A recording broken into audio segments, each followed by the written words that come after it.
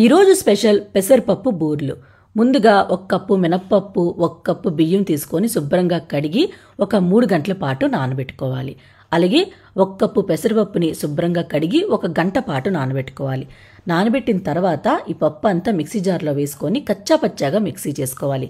మరీ పెద్దగా పేస్ట్లా కాకుండా ఇందులోనే కొంచెం ఉప్పు వేసుకొని బాగా కలుపుకొని ఇడ్లీ పాత్రలో వేసుకొని స్టీమ్ చేసుకోవాలి ఒక 10 నిమిషాల వరకు. పప్పు నానిపోయింది కదా, ఇప్పుడు మిక్సీ జార్లో వేసుకొని మిక్సీ చేసేసుకోవాలి.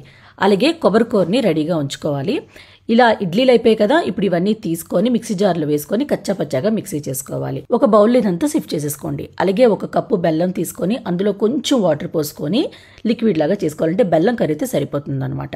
ఇప్పుడు కొంచెం యాలకుల పౌడర్ అలాగే కొబ్బరికూర ఉంది కదా మనం చేసుకొని ఉంచుకున్నాం, అది వేసుకొని ఒక 2-3 నిమిషాల పాటు మీడియం ఫ్లేమ్లో కుక్ చేసుకోవాలి. ఇది కొంచెం చల్లగిన తర్వాత ఈ బెల్లం పాకం అంతా ఈ పెసరపప్పు ఇందులో వేసేసుకోవాలి. వేసుకొని ఒకసారి బాగా కలుపుకొని చిన్న ఉండల్లాగా చుట్టుకోవాలి. మీరు ఏ సైజులో బూరు చేసుకోవాలనుకుంటున్నారో ఆ సైజులోనే.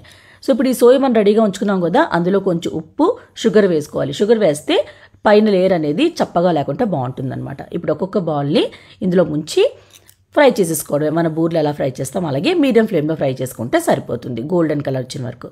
అంతేనండి, రెడీ అయిపోయింది పెసరపప్పు బూర్లు. చాలా రుచిగా ఉంటుంది, తప్పకుండా ట్రై చేసి చూడండి.